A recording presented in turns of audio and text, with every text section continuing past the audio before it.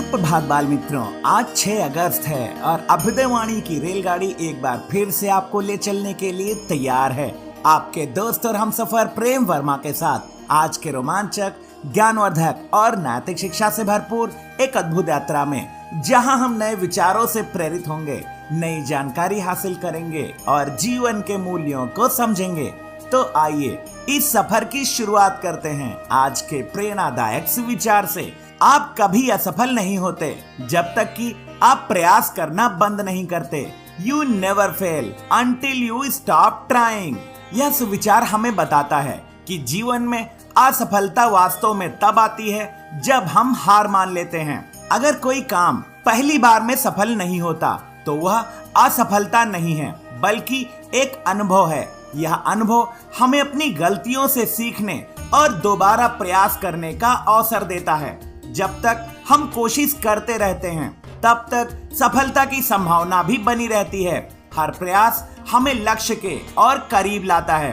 असली हार तो तब होती है जब हम प्रयास करना छोड़ देते हैं और अपने सपनों को त्याग देते हैं। इसलिए अपने सपनों को मत त्यागो, अपने प्रयासों को मत छोड़ो और सफलता मिलने तक अपनी कोशिशें जारी रखो। अभ्युदयवाणी में अब जानते हैं आज का अंग्रेजी शब्द, जो है ग्लैड। GLAD। ग्लैड का अर्थ होता है प्रसन्न, खुश, पुलकित या आनंदित। वाक्य प्रयोग, I am glad to meet you after such a long time. इतने समय बाद आपसे मिलकर मैं बहुत प्रसन्न हूँ। आगे बढ़ते हैं इस सफर में और आनंद लेते हैं आज की पहेली का। वह क्या है जिसमें कोई भी आसानी से फंस सकता है, लेकिन उससे निकल पाना बहुत मुश्किल है? इस पहेली का जवाब है मुश्किल। अब अगला स्टेशन है आज का इतिहास। इतिहास हमें अतीत से सीखने और वर्तमान को बेहतर बनाने का मौका देता है। आइए इतिहास के पन्नों में आज 6 अगस्त की कुछ प्रमुख घटनाओं पर नजर डालें। सन 1862 में आज ही मद्रास उच्च न्यायालय की स्थापना हुई, जो दक्षिण भारत का प्रमुख न्यायिक संस्थान है। सन 1866 में आज ही गोपाल कृष्ण गोखले का जन्म हुआ। वह भारतीय राष्ट्रीय कांग्रेस के एक प्रमुख नेता और महात्मा गांधी के राजनैतिक गुरु थे। सन 1906 में आज ही चित्तरंजन दास और कांग्रेसी नेताओं ने वंदे मातरम समाचार पत्र का प्रकाशन प्रारंभ किया, जो स्वतंत्रता आंदोलन की आवाज बना। सन 1920 में आज ही लोकमान्य बाल गंगाधर तिलक का निधन हुआ। उन्होंने स्वराज मेरा जन्म सिद्ध अधिकार है का नारा दिया था। सन 1925 में आज ही कांग्रेसी नेता और शुरुआती भारतीय राजनीतिक हस्ती सर सुरेंद्र नाथ बनर्जी का निधन हुआ। सन 1945 में आज ही अमेरिका ने जापान के हिरोशिमा पर परमाणु बम गिराया, जिससे लाखों लोगों की जान गई और द्वितीय विश्व युद्ध की दिशा बदल गई। सन 1959 में आज ही प्रसिद्ध पर्यावरण कार्यकर्ता राजेंद्र सिंह का जन्म हुआ। सन 1962 में आज ही जमैका को ब्रिटेन से स्वतंत्रता मिली। सन 1964 में आज ही अमेरिका में विश्व के सबसे प्राचीन वृक्ष प्रोथेमस को काटा गया। सन 1986 में आज ही भारत की पहली test tube baby Harsha Chavda का जन्म हुआ। सन 2007 में आज ही हंगरी के वैज्ञानिकों ने लगभग 80 लाख वर्ष पुराने देवदार के जीवाश्म की खोज की। सन 2012 में आज ही नासा का क्यूरियोसिटी रोवर सफलतापूर्वक मंगल ग्रह पहुंचा। सन 2014 में आज ही प्रसिद्ध कार्टूनिस्ट प्राण चाचा चौधरी के रचयिता का निधन हुआ। सन 2019 में आज ही पूर्व केंद्रीय मंत्री और दिल्ली की पहली महिला मुख्यमंत्री सुषमा स्वराज का निधन हुआ।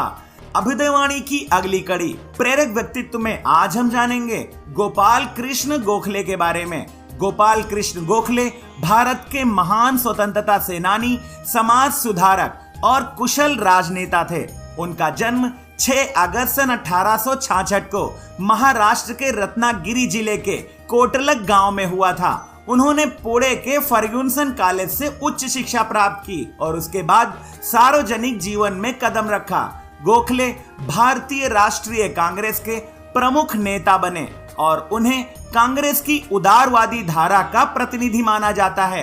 वे हिंसक मार्ग के बजाय शांतिपूर्ण और संवैधानिक तरीकों से आजादी प्राप्त करने के पक्षधर थे। उनका मानना था कि भारतीय समाज में शिक्षा, जन जागरण और सामाजिक सुधारों के माध्यम से ही स्थायी स्वतंत्रता प्राप्त की जा सकती है। उन्होंने भारतीय जनता को राजनीतिक अधिकार दिलाने और सामाजिक समानता स्थापित करने के लिए जीवन समर्पित कर दिया। सन 1905 में उन्होंने सर्वेंट्स ऑफ इंडिया सोसाइटी की स्थापना की, जिसका उद्देश्य समाज सेवा, शिक्षा, जन जागरण और राष्ट्रभक्ति का प्रसार था। गोखले ने भारतीय समाज में व्याप्त अज्ञानता, अस्पृश्यता और अन्य सामाजिक कुरीतियों के विरुद्ध काम किया। वह भारतीय उद्योग और स्वदेशी आंदोलन के समर्थक थे। महात्मा गांधी ने उन्हें अपना राजनीतिक गुरु माना और उनके विचारों से प्रभावित होकर ही अहिंसक और सत्याग्रही आंदोलन का मार्ग अपनाया। 19 फरवरी सन 1915 को गोपाल कृष्ण गोखले का निधन हो गया। उनके योगदान ने भारतीय स्वतंत्रता संग्राम को नई दिशा दी और वे आज भी भारतीय इतिहास में एक प्रेरणादायी व्यक्तित्व के रूप में याद किए जाते हैं। अभ्युदयवाणी के दैनिक विशेष में अब हम जानेंगे 6 अगस्त को मनाए जाने वाले हिरोशिमा दिवस के बारे में। अमेरिका ने 6 अगस्त 1945 के दिन जापान के हिरोशिमा नगर पर लिटिल बॉय नामक यूरेनियम बम गिराया था। यह मानव इतिहास का सबसे भयानक परमाणु हमला था, जिसने लाखों लोगों की जान ली और एक पूरे शहर को तबाह कर दिया। इस बम के प्रभाव से 13 वर्ग किलोमीटर में तबाही मच गई थी। हिरोशिमा की 3.5 लाख की आबादी में से 1,40,000 लोग एक झटके में ही मारे गए। ये सब सैनिक नहीं थे। इनमें से अधिकांश साधारण नागरिक, बच्चे, बूढ़े और स्त्रियां थीं। इसके बाद भी अनेक वर्षों तक अनगिनत लोग विकिरण के प्रभाव से मरते रहे। क्यों हुआ यह हमला? अमेरिका चाहता था कि द्वितीय विश्व युद्ध जल्द से जल्द समाप्त हो जाए, जिसके लिए अमेरिका का मुख्य उद्देश्य जापान को युद्ध से बिना शर्त आत्मसमर्पण कराना था।